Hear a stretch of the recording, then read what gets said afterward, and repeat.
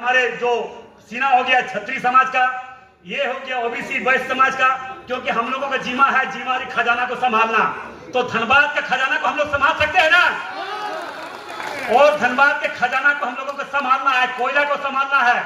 इसलिए मैं आपको ये जिम्मेवारी के साथ कह सकता हूं कि आज जो जिम्मेवारी हमें दी है, उस जिम्मेवारी को निश्चित तौर पर संभालने की क्षमता आपका भाई, आपका बेटा में है, ओबीसी समाज में है। इसीलिए सभी समाज ने आशीर्वाद देकर जिम्मेवारी संभालने की जिम्मा दी है।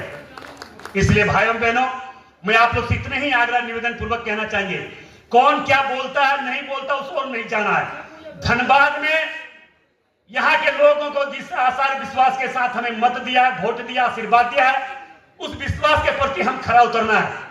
मुझे पूरा विश्वास है कि आप लोगों का आशीर्वाद सहयोग इसी प्रकार बना रहे। आप लोग हमारे मंच पर बैठे जितने हमारे बड़े भाई लोग अभिभावक हैं, हमारे बड़े भाई लोग सामने भी बैठे हुए हैं, अभिभावक लोग बैठे हुए हैं, आप लोग अपना आशीर्वाद दिशा निर्देश देते रहिए। हम आप लोगों का साथ साथ आप लोगों को दिशा निर्देश के अनुसार काम करते रहेंगे और धनबाद लोकसभा क्षेत्र को विकास के क्षेत्र में आगे बढ़ाते रहेंगे। और आपके मान सम्मान के, ओबीसी के बेटा, गरीब का बेटा, किसान का बेटा को जो सभी समाज के लोगों ने इतनी बड़ी जिम्मेवारी दी है, उस जिम्मेवारी को ईमानदारी निष्ठा पूर्वक निभाने का प्रयास करूंगा। कभी धोखा नहीं करेंगे, कभी मैं गद्दारी नहीं कर सकता हूं। हम धनबाद को आगे बढ़ाने का जरूर प्रयास करेंगे। उपस्थित भाइयों बहनों, दूसरी बात है कि लगभग आज 4 जून है, 4 अगस्त है। 4 अगस्त 2 महीना हो चुका। 2 महीना में 3 बार लोकसभा क्षेत्र में, लोकसभा में मैंने धनबाद की आवाज, धनबाद लोकसभा क्षेत्र की एक एक बात को उठाने का मैं जरूर प्रयास किया हूं। और मैं विश्वास दिलाता हूं कि एक एक काम को राज्य सरकार से अगर सहयोग मिल गया तो मैं जो भी वादा, जो भी धनबाद लोकसभा क्षेत्र के लोगों के मन में है, एक एक वादा को मैं पूरा करते हुए आपके मन मुताबिक हर काम को करने का जरूर हम प्रयास करेंगे। उपस्थित भाइयों बहनों, अभी हम कह सकते हैं कि इस लोकसभा चुनाव में जहां पे भी जाते थे, जहां पे भी घूमते थे, वहां पे लोग का यही कहना था कि यहाँ पे एयरपोर्ट बनना चाहिए। एयरपोर्ट के लिए मैंने 2 बार उड़ान मंत्री से मिला। उन्होंने एक बार मैंने वहां पे ज्ञापन सौंपा, उन्होंने आश्वासन दिया कि बहुत जल्द हम इस पर पहल करेंगे।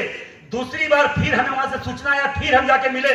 मिलने के बाद फिर वहां से हमें बोला तुरंत हम यहां से राज्य सरकार को प्रस्ताव भिजवा रहे, राज्य सरकार तुरंत जमीन उपलब्ध करा दे।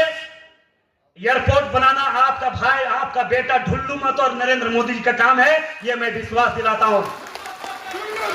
बशर्ते टेक्निकल बहुत प्रॉब्लम होता है, बहुत काम है इस तरह के। हम विस्थापन समस्या को लेकर भी आपने देखा कि बहुत लंबे समय से पूरे कोयलांचल में, पूरे धनबाद लोकसभा क्षेत्र में विस्थापन समस्या को लेकर भी लोग बहुत दिन से परेशान है। उन विस्थापन समस्या को भी मैंने विस्तार रूप से वहां पर रखने का काम किया, चाहे डीबीसी हो, बीसीसीएल हो, सीसीसीएल हो, डब्ल्यूसीएल हो, चाहे बीएसएल हो, चाहे हर कंपनी के द्वारा यहाँ के विस्थापितों को जमीन लेने के बाद न उनको मुआवजा दिया, न नौकरी दिया, उसके लिए भी मैंने लगातार हमने प्रयास कर रहा है।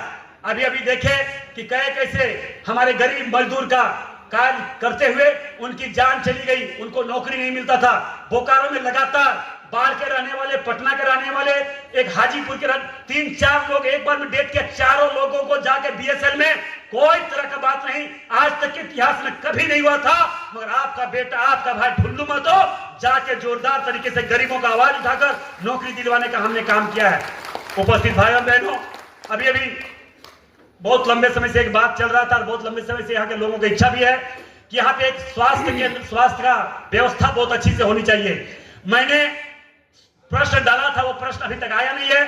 मैंने ये अपना प्रस्ताव रखा है केंद्र सरकार मोदी जी के सामने, नड्डा जी के सामने, कि हमारे एम्स के तर्ज पर यहाँ पे हॉस्पिटल बनना चाहिए धनबाद में, ताकि गरीब लोग को यहाँ से इलाज हो सके।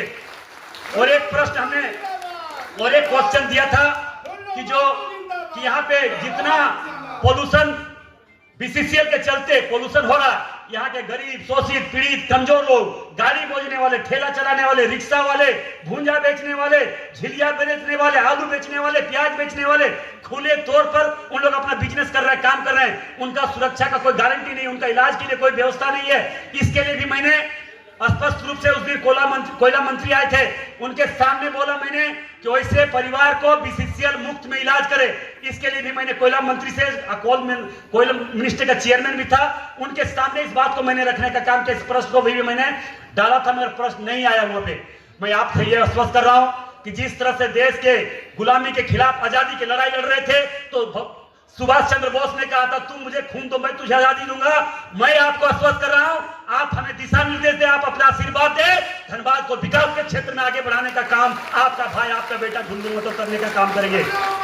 उपस्थित भाइयों बहनों, मैं आप लोग से बस इतने ही आग्रह निवेदन करना चाहेंगे, इस लोकसभा